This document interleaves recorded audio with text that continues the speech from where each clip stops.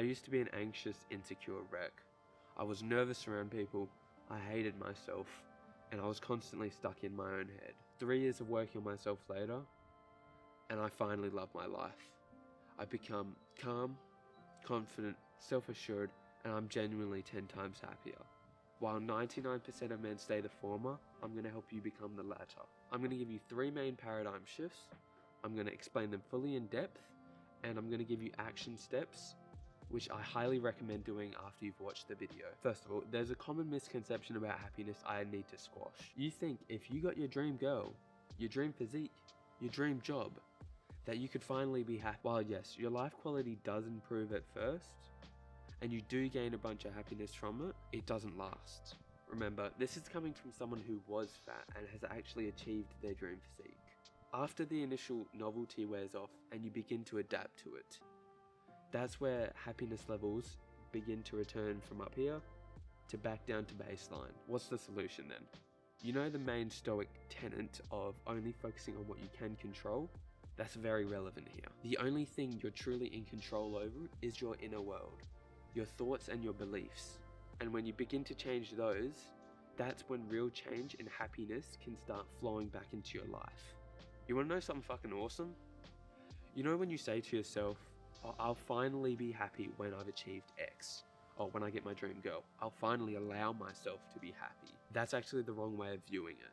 You don't need permission or to actually achieve that thing before you can start being happy. You can literally become more happy by thinking, I'm already happy, by thinking more happy thoughts. And you're probably gonna say, Jacob, shut the fuck up, what is this? But no, it is that simple. You're in control of your own mind. If you begin to habitually think, I love life, I love myself, I love my family, instead of your constant doubts, fears, and whatever other negativity, you really think you're not going to be a more positive or happy person? Really? Do you seriously think if you start thinking those thoughts, saying those words, that your negativity won't go from here to down there, that you'll be more positive? Seriously? So who do you think is going to like life more? Person 1. This guy constantly says to himself, I can't do X. I'm not the type of person that does X. I can't achieve Y because of X. Or you have on the other hand person 2, I'm going to delve headfirst into whatever I want to achieve. I'm not going to say any negativity. I'm going to believe that I can do it, and I'm going to tell myself I can do it. Person 2 is going to have such a higher likelihood of achieving whatever he puts his mind to. And that's because the thoughts you send out by speaking it out loud, or the thoughts you have when you think about yourself, they reflect outward. They reflect the external world. They reflect how you take action into the world. They're so much more than just idle thoughts or idle words you say. They truly materialize into the outside world. By saying out loud, I can't do X, I can't do Y, you're actually sending signals to your subconscious mind and your brain that you can't do it, that you actually can't do it. You're reinforcing belief systems inside of yourself that you can't do it. Here's a nice little analogy for you. Your conscious mind is the director, and your subconscious mind is a little worker that has no free will of his own. He just does exactly what is ordered upon by the director. So then the director orders with the thoughts you send, the words you say about yourself to the little worker. The little worker readily absorbs all information without questioning it, and then acts on that to produce whatever byproduct is given by the director. So if the director feeds it negativity, the little worker just produces negativity without questioning it. If you send positivity down to the little worker will produce more positivity. It's a little feedback loop where you send negativity down, produces more negativity. You send positivity down, you send positivity back up. So I really want you to understand how big of an impact the subconscious mind plays on your life, and how your thoughts and the things you say out loud send signals down to your subconscious mind, and then that begins to reflect reality. whatever you say is just readily accepted, and then the subconscious mind begins to act on that. So I'm at the gym, I'm doing some bench press, and I'm like 1 or 2 reps away from failure. I realize to myself that I'm thinking, I can't do another rep, I can't do this, I'm not strong enough, I can't. I instantly realized, what are those signals I'm sending down to my brain? If I think that I'm not going to be able to do another rep, because again, you can't act out of alignment with what you think and believe about yourself.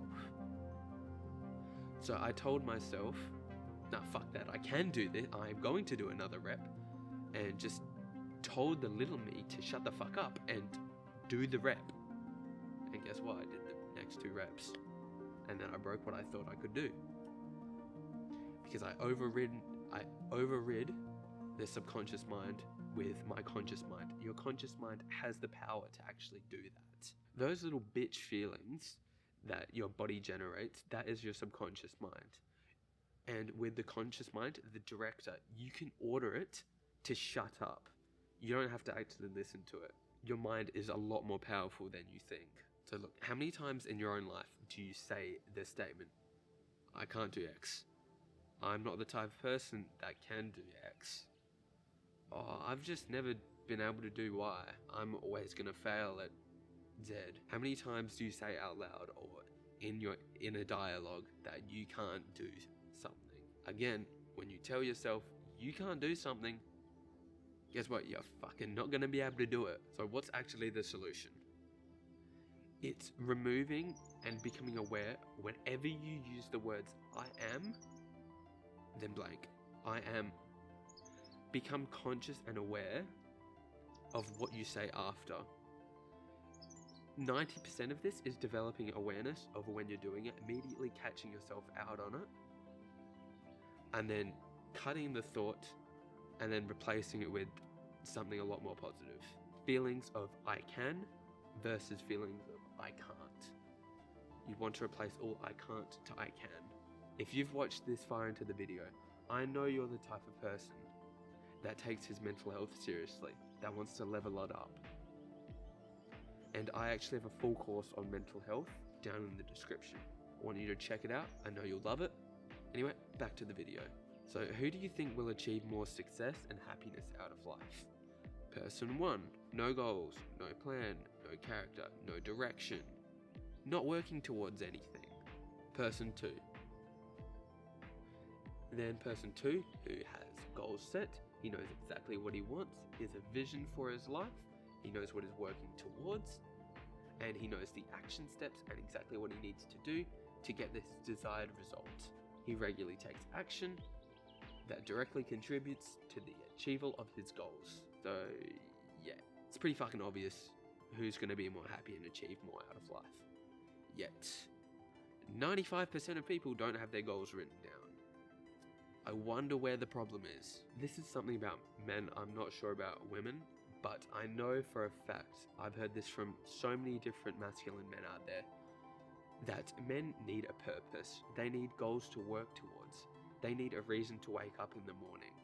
They need a tangible goal that they know they're achieving out there. There's something wired inside of us. It's like a goal-seeking mechanism that just needs to come out in order for us to feel achieved, that we're worthy of happiness, worthy of love. We need to feel like we're competent. And how well do we feel competent, loved, and purposeful? By working towards and achieving something and helping people out. That's why you should set a goal. Don't get me started on the other benefits of setting actual goals. Setting goals for all aspects of your life, leveling up, and then improving your life quality, getting to be a more happy, productive, useful member of society. Don't get me started on that side of things. I'm talking about the inherent nature of men. We need to build, we need a purpose to feel fulfilled and to feel useful. And for a lot of men, that is happiness, when we're working towards and being fulfilled. And what does setting goals do? It gives clarity, and a clear direction for your life. And that is something anxious people don't have. They're constantly worrying about what if they don't have a direction, they don't have a plan, they don't have clarity. And that's why, especially if you're really anxious, setting goals will help you immensely. So remember when I said at the start of the video that you're not going to get a huge bump of happiness when you get to that goal, when you get your dream goal, when you get your dream job, when you get your dream physique? Happiness is actually found in the process. Happiness is found in striving to achieve the goal, not actually achieving. Achieving the goal is a nice little bonus, to be honest. But actually striving towards getting the goal, that's what matters. You need to feel like you're on an upwards trajectory in life. You're not spiraling downwards, you don't have nothing to look forward to. So for me, the happiest I've ever been was when I was looking forward to the gym each week. Wednesday and Saturdays was my leg day and then bench day respectively. And I was in love with getting stronger on those lifts. I would spend so much time looking forward to smashing those lifts, getting stronger. I would spend time researching methods, training protocols, anything I could do to get stronger. I was so passionate and it was so much fun. That is the type of happiness that a lot of men these days are missing. You need that fire in your stomach, you need to work towards something, and that is when you can actually start being happy. Okay, action steps that I need you to do. Brian Tracy is an absolute master in success. I have put a link to one of his posts in the description, and I want you to follow that, set your own goals, spend a few hours, think about what you want out of life, set goals, start working towards them. That is the single highest ROI thing you can do for yourself. You know what a lot of men do these days? They spend all of their money on materialistic things. And they think that is what generates happiness. When you purchase a new car, when you get that new house, when you get that new watch, when you get that new, literally anything, that new shiny object, that PS5, anything, you think you're going to gain so much more happiness by having that thing. But unfortunately, with what I've been saying earlier, what do you think the answer to that is? Yeah, no, you don't. So this is coming directly from, I did a happiness course from Yale University. This information is directly coming from there. Okay, so what's Yale University actually said about this materialistic view? That happiness doesn't actually come from buying these new things. And that's because directly of a feature of the human being. It's called hedonic adaptation. We adapt to the circumstances placed upon us. We adapt very quickly to new things, to current circumstances. Us human beings, we are very good at adapting to new situations. But unfortunately for your happiness, that isn't the best of things to hear. Because you'll gain a new shiny object, you'll gain the new car, your happiness levels will rise, and then you'll adapt, and then back to normal, back to baseline. It's now the new normal. So what do they say that actually generates happiness in this context then? New experiences. Because, again, hedonic adaptation is adapting to a new thing. When you constantly have that car, when you go outside every day, that new car is there. It's not new anymore, is it? But when you go on a holiday, when you try a new hobby, when you have new experiences, that's when they're novel. They're still novel. They're not new. You're not adapting to them.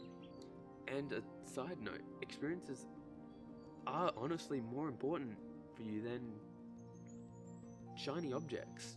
Experiences are what shapes you. They shape your beliefs. They shape who you are. They shape what you think about. They make the most impact to you as a person. New stuff is a lot of what I live for. I love trying new things. And that little mindset tweak has helped out a lot. I know there's negative emotions when it comes to trying new stuff, because there's always fears of what people are going to think of you. But not caring what they think, trying new stuff, going on that holiday, doing that new thing, whatever you want to do, will always be beneficial to you. So yeah, what's the action step for this? I want you to try something new this week. Literally anything. Can be go join a club, go do a new sport, try a new hobby, go somewhere new you haven't gone before. So yeah, anyway, that's the end of this video. I hope you've gleaned some more useful insights in how to be a more happy man. And yeah, check out my course. You'll love it. Bye.